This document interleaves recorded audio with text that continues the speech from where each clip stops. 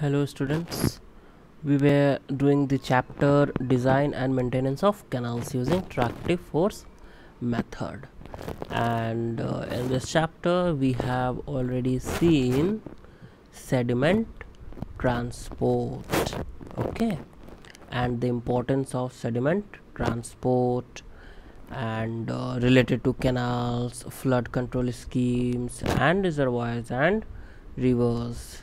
Then we went through sediment load and then bed formation, okay, and then we studied about the mechanics of the sediment transport.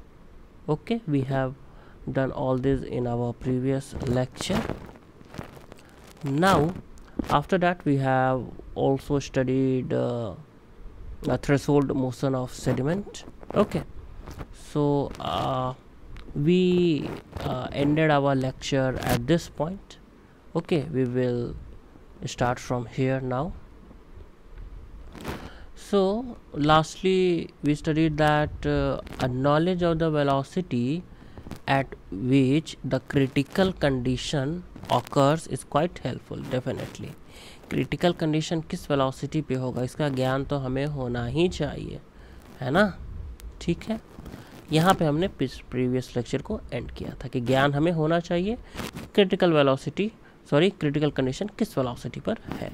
Okay, अब देखिए ये एक हमारे हैं sealed भाईजान, ठीक है, इन्होंने the experimental data on incipient condition was analysed using critical tractive force approach for the first time by Shields, है ना। तो इन्होंने ही पहली बार क्रिटिकल ट्रैक्टिव फोर्स अप्रोच का यूज़ करते हुए इंसिपिएंट कंडीशन को एनालाइज किया। इंसिपिएंट कंडीशन या थ्रेशोल्ड कंडीशन, है ना, या क्रिटिकल कंडीशन। इंसिपिएंट मतलब टुवर्ड्स द मोशन, है ना, जस्ट मोशन शुरू हुआ, that is what the critical condition also. Okay, so either we can say it incipient condition, critical condition और थ्रेशोल्ड कंडीशन। तो सील्ड भाईजान जो थे इन्होंने पहली बार ये स्टडी किया, ठीक है, अलूवियम्स में। ओके, तो इन्होंने ये स्टडी तो किया लेकिन साथ साथ एक एजम्पशन भी ले लिया कि the entry of clean and clear water in the channel में एंट्री जो हो रहा है वो क्लीन एंड क्लियर वाटर का हो रहा है। Okay, and the channel is designed to develop non scouring highest possible flow velocity at peak flow. Okay, तो सील्ड भाईजान ने पहल एक्सपेरिमेंटल डेटा का यूज़ किया, है ना, इंसिपिएंट कंडीशन को पढ़ने के लिए, ठीक है। तो वही जो उन्होंने काम किया उसी को अब हम लोग यहाँ देखते हैं। Shields entrainment method for design of non scouring stable channels having protected side slopes in alluviums. तो यहाँ क्या है, प्रोटेक्टेड साइड स्लोप्स। अगर ये आपका कैनाल है तो ये प्रोटेक्टेड है, यहाँ स्कोरिंग कोई नहीं हो रहा है, ठीक है। साइड स्लोप में कोई स्कोरिंग नहीं हो रही है, स्कोरिंग सिर्फ और सिर्फ बेड में हो रही है, ठीक है। साइड स्लोप में कोई स्कोरिंग नहीं हो रही है, ठीक है। देखिए भैया क्या इन्होंने पढ़ा लिखा, क्या एक्सपेरिमेंट किया। Shields provided a semi theoretical analysis of the problem of incipient condition of bed motion, just motion has started, है ना, उसी को incipient condition बोलते हैं, ठीक है। तो इन्होंने एक एनालिसिस किया और उस एनालिसिस का यूज़ कर लिया किसमें, for designing non scouring channels. Okay, जरा देखें इनका काम क्या थोड़ा और गौर करके। He defined the critical tractive stress, tau C एक टर्म इन्होंने लाया, ठीक है, जिसको बोला critical tractive stress as that average shear stress tau naught already हम लोग पढ़ रखे हैं, ठीक है, average shear stress. So critical tractive stress as that average shear stress acting on the bed of the channel at which sediment particle just begins to move, ठीक है। मतलब टाउसी क्या है, टाउसी टाउ नॉट है, ठीक है। कब, टाउसी इज टाउ नॉट, जब, कब, जब जो सेडिमेंट पार्टिकल है जस्ट बिगिंस टू मूव। ठीक है, तो I think so critical tractive stress is clear, है ना। According to him the bed particle begins to move, है ना, the bed particle begins to move when the drag force F1 exerted by the fluid on the particle just equal or exceeds the resistance F2 offered by the particle to its movement। ठीक है, देखिए particle है, पानी का movement इसके ऊपर हो रहा है, तो फोर्सवा एक लगा रहा है पानी, जिसको हम बोल दिए ड्रैग फोर्स F1। ठीक है, अब पार्टिकल स्टेबल है, बैठा हुआ है एक जगह चुके मुके, तो उसके ऑब्वियस ही बात उस पर कोई फोर्स लग रहा होगा ना जी, तो रेसिस्टेंस फोर्स जो है F2 वो लग रहा है ना। अब F1 जो है अगर F2 से ज़्यादा हो जाएगा या बराबर हो जाएगा तो क्या होगा, मोशनवा शुरू हो जाएगा पार्टिकल का, है ना जी, यही तो समझना था। ठीक है, चलिए तो देखिए जरा ड्रैग फोर्स F1 को कैसे निकाला जा सकता है। The drag force F1 exerted by the flow is given by drag force पढ़े ना जी प्रीवियस सेमेस्टर्स में, फोर्थ सेमेस्टर में आप लोगों ने ओपन चैनल फ्लो पढ़ा था, वहाँ भी इक्वेशन आया था, है ना।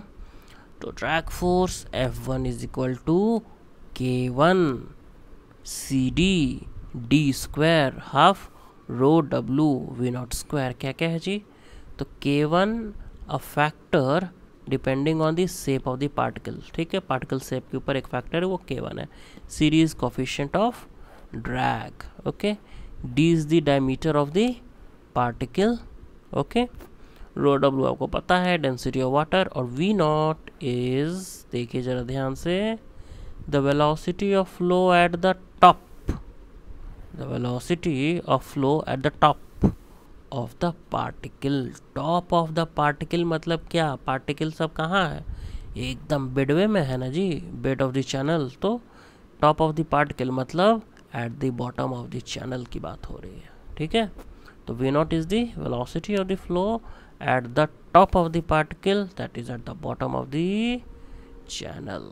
ओके, तो ये ड्रैग फोर्स इस तरह दिया गया। ठीक है, अब हमने क्या किया, कार्मन प्रांटल इक्वेशन का यूज़ करते हुए, जो कि वेलोसिटी डिस्ट्रीब्यूशन के लिए होता है, उसका यूज़ करते हुए हमने एक इक्वेशन यहाँ लिखा है, that is using Karman Prandtl equation for the velocity distribution along the channel cross section, the velocity of flow at the bottom of the channel V naught, यही वाला वी नॉट की बात हो रही है। ठीक है, V naught is given by, कैसे भैया, तो V naught by V star is equal to F1 into R E star, that is Reynolds number, particle Reynolds number. Okay, तो यहाँ से हमने V naught is equal to this निकाला, जिसको हमने इक्वेशन नंबर 2 बोला है।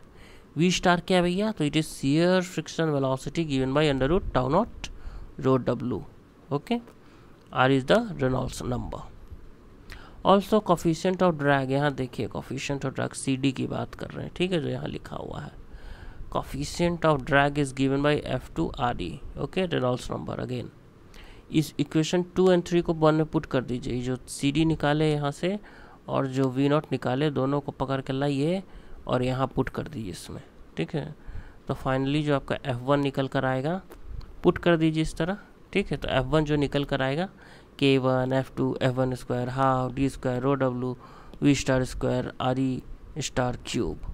ठीक है, तो F1 जो निकल के फाइनली आपका आ रहा है ड्रैग फोर्स, वो कुछ इतना आ रहा है। इसको हमने इक्वेशन 4 बोला है। ठीक है, ड्रैग फोर्स ये खींच के ले जाएगा पार्टिकल को, वो वाला फोर्स है ये। ठीक है, बोलेगा चलो भाई मेरे साथ चलो, है ना, पानी पार्टिकल को बोलेगा। लेकिन एक है पार्टिकल रेसिस्टेंस फोर्स भी, उसको भी ज़रा देख लें। Particle resistance F2 that is given by K2 D cube rho S minus rho W upon G। क्या क्या ये डिनोट कर रहे हैं, तो rho S is the density of the particle, rho W is the density of water, S S is the specific, S S का है भाई, तो यहाँ एस एस तो है ही नहीं है, अभी नीचे दिखेगा इसलिए लिख दिया गया है specific gravity of the particle. K2 is a factor dependent on the shape of the particle and internal friction of the soil. Okay, उसी क्वेश्चन को देखिए ना, इसी क्वेश्चन को कुछ ऐसे लिख दिया हमने, F2 equal to K2 DQ वैसे ही रहने दिए, और rho S by rho W minus 1 into rho W से मल्टीप्लाई कर दे। सेम है ना चीज़ है जी, रो डब्लू इससे मल्टीप्लाई होगा तो रो डब्लू कट जाएगा, इससे मल्टीप्लाई होगा तो रो डब्लू आ जाएगा, तो यही ना आ जाएगा rho S minus rho W. तो सही है, कोई गलत चीज़ थोड़ी लिखे, ठीक है, इंटू जी। तो देखिए K2 D cube same, rho S by rho W क्या होता है जी, स्पेसिफिक ग्रेविटी, सॉइल मैकेनिक्स में भी पढ़े थे आप लोग, है ना, स्पेसिफिक ग्रेविटी जी से डिनोट करते थे, तो यहाँ एस से डिनोट किया जा रहा है स्पेसिफिक ग्रेविटी को, ठीक है, वही चीज़ यहाँ लिखा गया स्पेसिफिक ग्रेविटी पार्टिकल का, ठीक है। और रो डब्लू इंटू जी क्या होता है, गामा डब्लू होता है ना जी, यूनिट वेट ऑफ वाटर, वही लिख दिया। तो फाइनली F2 बोले कितना आ गया, इसको बोला क्वेश्चन नंबर 5।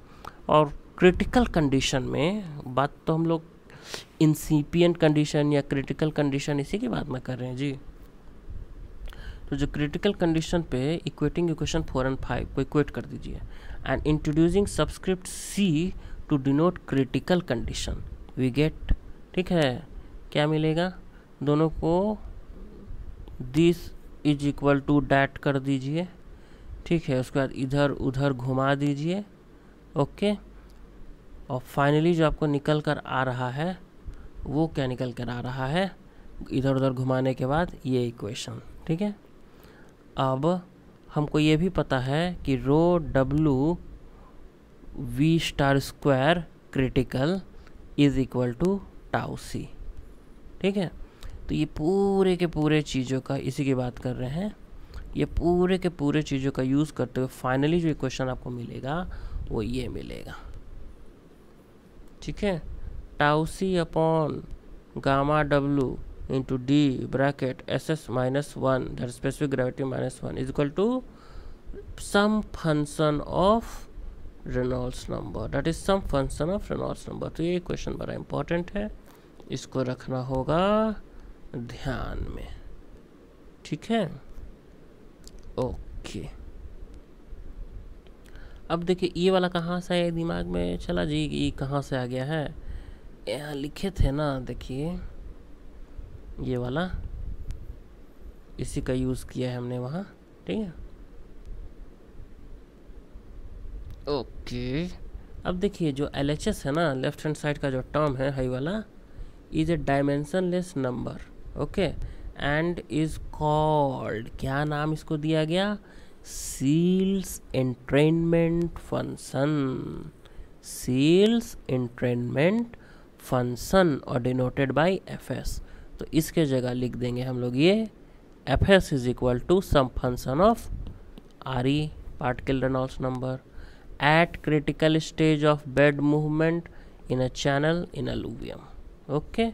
इस कंडीशन के लिए ये होगा, डन, ओके। अब देखिए FS that is this is a function of this, done, हमको पता है, okay, at critical stage of bed movement, ठीक है, बिल्कुल सही बात है, यही तो अभी तक ऊपर हम लोग निकाल के लाए हैं, डन।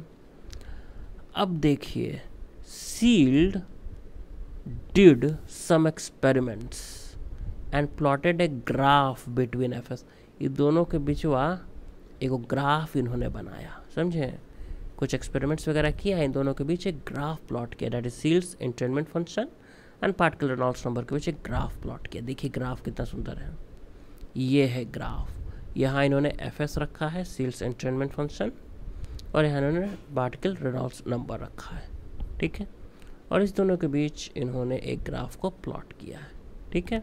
तो ये हमारा एक ग्राफ निकल कर आ गया। इस ग्राफ से हमारे काम का क्या चीज़ है, जरा उसको निकालने की कोशिश करते हैं हम लोग। देखिए नीचे वही चीज़ बताई गई है,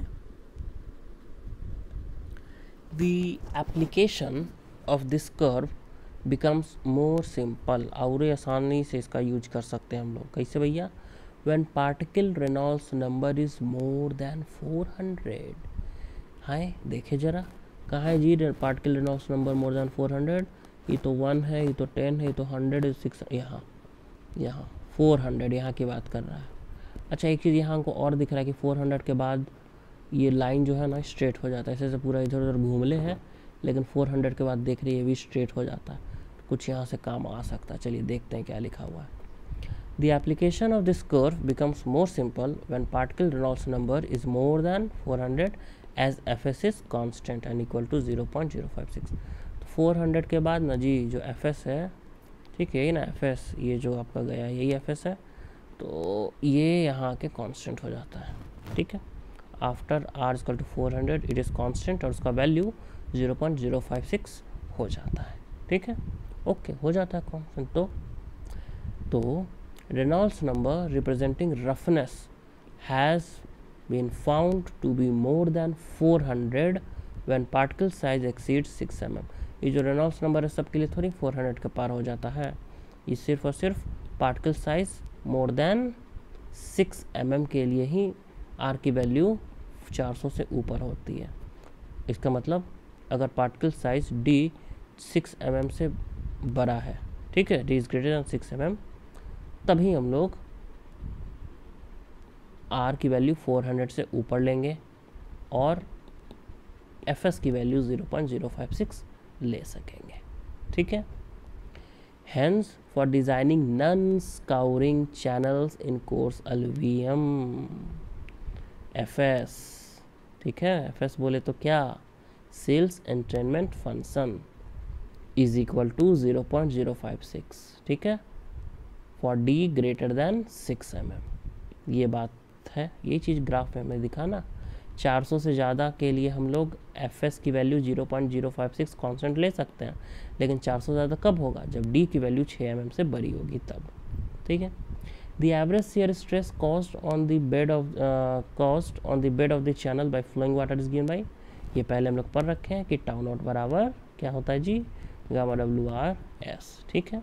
अब क्रिटिकल कंडीशन में क्या होता है, tau c is greater than और इक्वल टू टाउ नॉट, ये ना होता है जी, हैं, ओके। तो बस इसी को थोड़ा ध्यान दे लीजिए आप।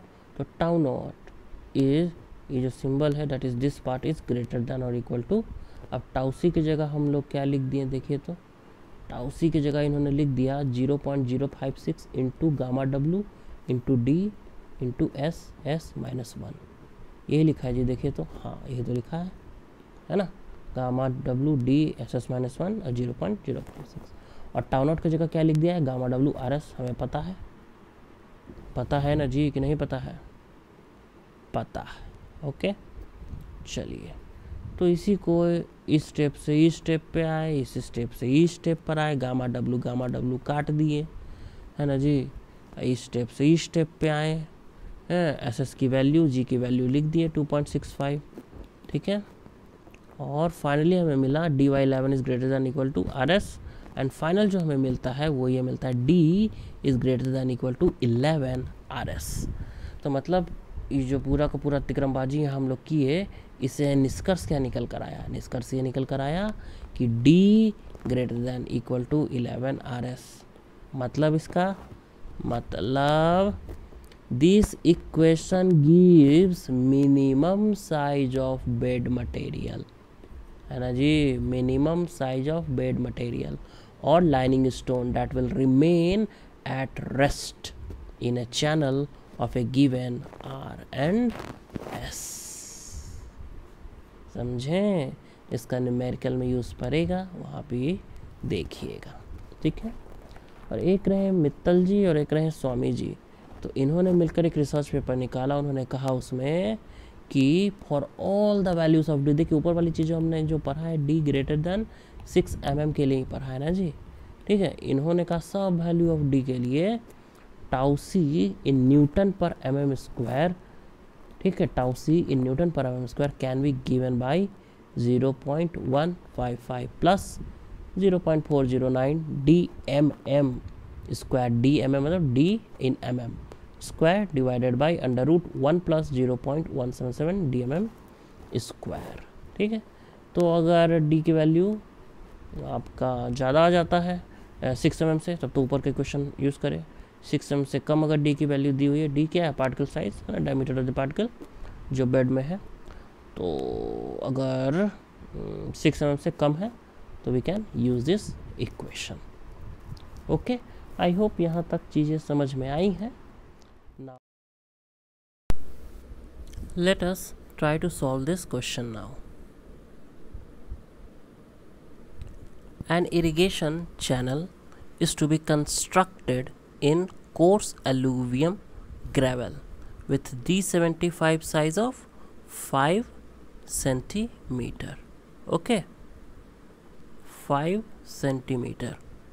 The channel has to carry 3 cumecs of discharge and the longitudinal slope has been provided as 0.01. The banks of the channel will be protected by grass against scouring. Find the minimum width of the channel. We need to find the minimum width of the channel. Okay, the discharge has been given, the particle size has been given, and the side slope has been the longitudinal slope has been given. Okay, and the sides of the canal is protected by grass. Okay, so there will be no scouring on the sides. Okay, now first thing, D has been given as, that is the grain size, diameter of the grain, 5 centimeter. Okay, and that is greater than 6 mm. Okay, that means what we have learned just now, we can apply that. Okay, now let's proceed. Using Strickler's formula,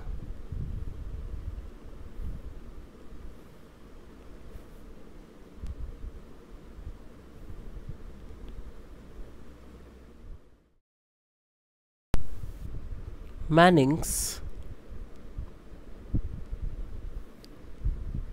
rugosity coefficient is given by n is equal to 1 by 24 d to the power 1 by 6. Okay, here d in meter. Okay, d should be in meter. Okay, so 1 by 24 into d is 0.05 in meter. Okay, and to the power 1 by 6. Okay, so after using calculator you will find that it is equal to 0.0258 meter. Okay, is it clear? Now D should be greater than equal to 11 RS. Okay, we have just studied it. From here we can write R should be less than equal to D upon 11 S. Okay, that means 5 upon 100 into 1 upon 11 into 0.01. That means 0.455 meter. R should be less than or equal to 0.455 meter. That means R max will be equal to 0.455 meter. Okay, now using Manning's formula, we know Manning's formula is V is equal to 1 by n R to the power 2 by 3. Okay, and S to the power 1 by 2. Okay, from here we can get V max, as we will use R max, is equal to 1 upon n, 1 upon 0.0258. Okay, into R to the power 2 by 3. What is the R max value? 0.455 to the power 2 by 3 into S to the power 1 by 2, that is 0.01 to the power 1 upon 2. Okay, using calculator you will find that V max will be equal to 2.29 meter per second. Okay, when the velocity is maximum, r is maximum, whatever b we will find will be minimum. Okay, now let us assume that r is equal to y. Okay, for wide channels it can be assumed. Okay, now q is equal to a into v. Okay, is equal to by, that is width, base width, into y. Okay, into v, that is the velocity, that is equal to b into y. For instead of y we are using r. Okay, into v. From here we get q is equal to b r v. Okay, or q has been given as 3 qmac. Okay, and b will be minimum, into r max has been given as 0.455 into v max, that has been given as 2.29. From here we will get b minimum as, after using calculator we will find that it is equal to 2.88 meter, that is nearly 3 meter. Okay, so that is what was asked from us. Find the minimum width of the channel. Okay, so using this process we can find the minimum width of the channel. I hope that you all. Let us now solve another question. Water flows at a depth of 0.6 meter in a wide stream having bed slope of 1 in 2500. The median diameter of the sand bed is 1 mm. Determine whether the soil grains are stationary or moving, and comment as to whether the stream bed is scouring or unscouring. Okay, first and the foremost thing, it has been given that d, that is particle size, diameter of the particle, is 1.0 mm. Okay, and this d is less than 6 mm. Okay, hence we cannot use what we have studied just now. Okay, that is Searle's methodology cannot be used here, but we have studied another formula that can be used here. Okay, here we can see, according to Mittal and Swami, for all the values of d, tau c can be given by this. Okay, so using this formula we can solve this question. So tau c is equal to, tau c in what will be the unit, Newton per meter square, will be equal to 0.155 plus 0.409 d in mm. Okay, square, divided by under root 1 plus 0.177. Okay, into d mm in mm square. Okay, it will be equal to 0.155 plus 0.409 into 1 square, that is equal to 1, divided by 1 plus 0.177 into 1. So you will find that it is finally equal to 0.53 Newton per meter square. Okay, so shear stress or critical shear stress is equal to 0.53 Newton per meter square. Okay, we also know that tau naught, that is the shear stress that is acting, is equal to gamma w into r into s. Okay, is equal to gamma w is 9.81 into r is equal to y, and y, for wider channel we can take r is equal to y or y is equal to r. It has been given as 0.6 meter.